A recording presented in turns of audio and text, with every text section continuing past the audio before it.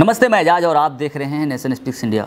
दोस्तों, जो खबरें अभी मणिपुर से आ रही है, वहाँ के राजनीतिक गलियारे से आ रही है, वो बिल्कुल भाजपा को सदमे में डाल देने वाली है। इससे पहले मैं कुछ बोलूँ, इससे पहले मैं कुछ खबर पढ़ना चाहता हूँ जो इंडियन इकोनॉमिक्स टाइम में छपी है। उस रिपोर्ट के मुताबिक trouble for BJP led government in Manipur as its losses support of 9 MLAs। क्योंकि भाजपा जो वहाँ पे सरकार बनाने में कामयाब हुई थी, जैसे कि आप तमाम लोगों को मालूम है कि 2017 के विधानसभा इलेक्शन में वहाँ पे भाजपा एक कम सीटों के साथ भी वहाँ पे किस तरीके से लोकल पार्टीज़ के साथ अलायंस करके, इंडिपेंडेंस का सहारा लेकर के वहाँ पे सरकार बनाने में कामयाब हुई थी। और कांग्रेस जो वहाँ पे सबसे लार्जेस्ट पार्टी थी, उस विधानसभा में उभर कर आई थी, उसके बावजूद भी वो वहाँ पे सरकार बनाने में कामयाब नहीं हो पाई थी। उसके बाद से वहाँ पे ये कयास लगाए जा रहे थे कि अब भाजपा जो नॉर्थ ईस्ट रीजन है, वहाँ भाजपा का अब धीरे धीरे गढ़ बनता जा रहा है। लेकिन जो खबरें कल से छप रही है, अलग अलग न्यूज़ मीडिया में जो खबरें आ रही है, उससे यह कहा जा सकता है कि अब मणिपुर में भाजपा की सरकार गिरना तय है 3 सालों के बाद। आपको बता दें कि वहाँ पे in a sudden turn of the event 3 Manipur BJP MLA joined the Congress and 4 national people's party NPP MLA and independent MLA and Trinamool Congress MLA withdrew the support to the BJP led government. आपको बता दें कि वहाँ पे जब 2017 में विधानसभा चुनाव हुआ था, उस दरमियान भाजपा को टोटल 21 सीटें मिली थी और कांग्रेस को 28 सीटें मिली थी। जबकि आपको ये भी बता दूं कि मणिपुर में टोटल विधानसभा सीट 60 है। 60 में 30+1 यानी जिसके पास 31 सीटें होंगी वो आकर के सरकार बना सकते हैं यहाँ पे। लेकिन 28 सीट में मात्र 28 सीट कांग्रेस के पास थी, मात्र 3 सीटें कम थी, जिसके वजह से ये सरकार बनाने में नाकामयाब रही। लेकिन भाजपा वहाँ पे 21 सीट पर थी, लेकिन वहाँ पे कुछ NPF और NPP और तृणमूल कांग्रेस और कुछ इंडिपेंडेंट के माध्यम से वहाँ पे जोड़ घटाव करके, समर्थन लेकर के वहाँ पे सरकार बनाने में N बीरेन सिंह की अगुवाई में भाजपा कामयाब रही थी। लेकिन अभी जो खबर आ रही है उसमें से यह बताया जा रहा है कि जो NPP के 4 MLA जो सपोर्ट किए थे, जो कांग्रेस के MLA तृणमूल कांग्रेस के जो एक MLA सपोर्ट किए थे, उसके अलावा एक इंडिपेंडेंट MLA, यानी कुल मिलाकर के 9 MLA जो सपोर्ट किए थे, उन्होंने समर्थन वापस ले लिया है। अगर इन तमाम लोगों ने समर्थन वापस लेने के बाद से जिस तरीके से वहाँ का जो अभी एक फिगर बना है वहाँ की विधानसभा का, उसमें यह कहा जा सकता है कि टोटल अभी 7 डिस्क्वालीफाइड MLA हैं वहाँ पे और 4 वैकेंट है, यानी 7 + 4 11, टोटल 11 डिस्क्वालीफाइड मोड में है, वैकेंट सीट है वहाँ पे। अगर टोटल 60 में 11 माइनस कर देते हैं तो वहाँ पे 49 सीटें बचती है। तो टोटल 49 सीटों में किसी भी पार्टी के पास अगर 25 सीट है तो वहाँ पे सरकार बना सकती है। लेकिन जो अभी फिगर बना हुआ है, जो भाजपा से समर्थन वापस लेने के बाद जो अभी वहाँ पे करंट फिगर बना हुआ, वो ऐसा है कि अभी भाजपा के पास 18 MLAs हैं, NPF के पास 4 MLA हैं, LJP के पास 1 है।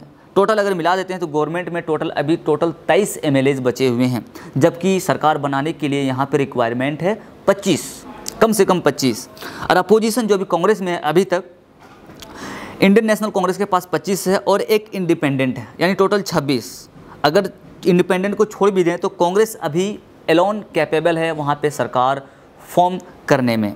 लेकिन आपको बता दें कि ये माहौल जो अभी यहाँ पे बना हुआ है वो बिल्कुल ही विषम परिस्थिति है भाजपा के लिए मणिपुर में। और इन तमाम कैलकुलेशन पर अगर ध्यान दें तो भाजपा की सरकार वहाँ पे गिरना 100% तय हो चुका है और कांग्रेस यहाँ पे सरकार इकराम इबोबी की अगुवाई में फिर से बनाने जा रहे हैं। हालांकि इकराम इबोबी ने एक प्रेस वार्ता में कही है कि हम और हमारी पार्टी और जो हमारे MLAs हैं, वहाँ की जो राज्यपाल है नजमा हेपतुल्ला, उसके पास अप्रोच करेंगे और अप्रोच करने के बाद हम लोग ये प्रस्ताव रखेंगे कि भाजपा यहाँ पे अपनी मेजॉरिटी प्रूफ करे और या तो फिर वो सरकार अपने आप को सरकार से हट जाए और हम सरकार बनाएंगे, क्योंकि हमारे पास मेजॉरिटी है, ऐसा इकराम इबोबी का कहना है, जो अभी तक यहाँ की विपक्षी पार्टी के नेता के रूप में यहाँ की विधानसभा में काम कर रहे हैं। तो यही तमाम जो बातें हैं जो आ रही है, जो बिल्कुल ही भाजपा के लिए झटका है, एक बहुत बड़ी झटका है। क्योंकि आपको बता दूं कि जब से भाजपा 2017 में विधानसभा चुनाव के बाद से पार्टी बनाने में कामयाब हुई थी और ये पहली भाजपा का यहाँ इस राज्य में पहली बार सरकार थी। इसे लेकर के चारों तरफ खुशी की लहर बना हुआ था, क्योंकि आप तमाम लोगों को ये भी मालूम है कि साउथ इंडिया के बाद नॉर्थ ईस्ट के ही एक ऐसे स्टेट्स हैं जहाँ पे भाजपा के लिए हमेशा बहुत बड़ा समस्या रही है वहाँ पे सरकार बनाने में।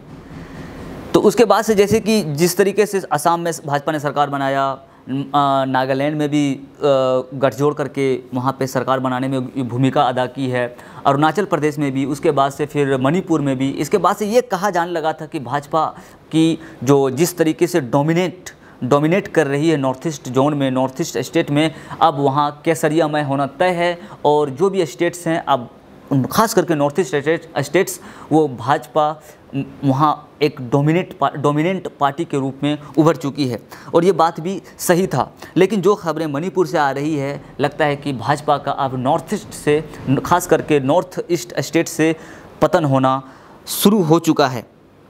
आपको बता दें कि जब 2017 में वहाँ की विधानसभा चुनाव हुए थे, उनमें से टोटल 60 सीट में से भाजपा 21 सीट जीती थी, जबकि कांग्रेस वहाँ पे 28 सीट जीती थी।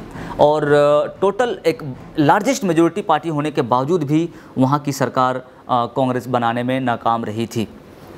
तो ये कैलकुलेशन है जो ये दर्शा रही है अभी जो करंट फिगर जो उभर के आ रहे हैं, पॉलिटिकल टर्न, जो इतना बड़ा पॉलिटिकल टर्न मणिपुर में हुआ है, उसके बाद से जो कैलकुलेशन करने के बाद जो फिगर वहाँ की विधानसभा की फिगर उभर कर आ रही है, उनमें से यह साफ साफ कहा जा सकता है कि भाजपा का वहाँ पे पतन होना मतलब ये फिक्स हो चुका है और कांग्रेस वहाँ पे सरकार बना लेगी। और ये तमाम बातें हैं जिस पे गौर किया जाना चाहिए।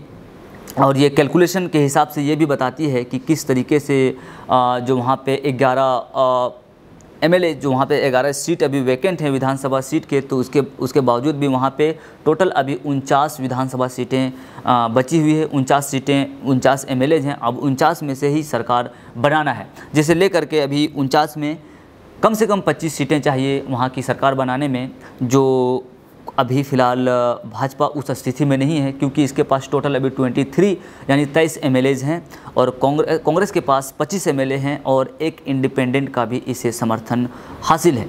तो आप देख सकते हैं कि किस तरह भाजपा वहाँ पे माइनॉरिटी में आ गई है और इस कंडीशन में आ गई है कि वहाँ पे अब ये सरकार बचाने की स्थिति में भी नहीं है। और एक इन्फॉर्मेशन आपको और भी दे दूँ कि जो वहाँ की एक बहुत स्ट्रॉन्ग पार्टी है एनपीपी, जिन्होंने समर्थन भाजपा से वापस लिया है, कि उनका कहना है कि भाजपा का ये प्लान था कि वहाँ पे राज्यसभा का चुनाव होना है, वहाँ पे मणिपुर में एक सीट के लिए राज्यसभा का चुनाव होना है। तो उन लोगों का कहना है कि भाजपा ये प्लान बना रही थी कि एनपीपी के जितने एमएलए हैं जो समर्थन किए हैं, उन्हें सबको मिनिस्ट्री पद दिया गया, उसे हटा दिया जाएगा ज्यों ही राज्यसभा का चुनाव ख़त्म होगा उसके बाद ही, क्योंकि राज्यसभा में उन लोगों का वोट हासिल करना है और अपने मेंबर को राज्यसभा भेजना है। उसके बाद से उन लोगों को जो मिनिस्ट्रियल बर्थ दिया गया है, उस बर्थ से उन लोगों को हटा दिया जाएगा। यही बात को लेकर के और भी कुछ रीजनल मैटर होंगे जो अभी उभर कर सामने नहीं आए हैं। इन तमाम चीज़ों को लेकर के एनपीपी ने अपना समर्थन वापस ले लिया है और भाजपा वहाँ पर सरकार बनाने की स्थिति में नहीं है और भाजपा माइनॉरिटी में इस तरह से आ गई है और कांग्रेस फिर एक प्रबल दावेदार के रूप में उभर कर सामने आ गई है। और कांग्रेस वहाँ की जो राज्यपाल है नजमा हेपतुल्ला, उसे अप्रोच करने वाली है और सरकार बनाने का दावा पेश कर सकती है। अभी के लिए बस इतना ही। इस तरीके के तमाम खबरों के साथ जुड़े रहने के लिए आप देखते रहिए नेशन स्पीक्स इंडिया। शुक्रिया।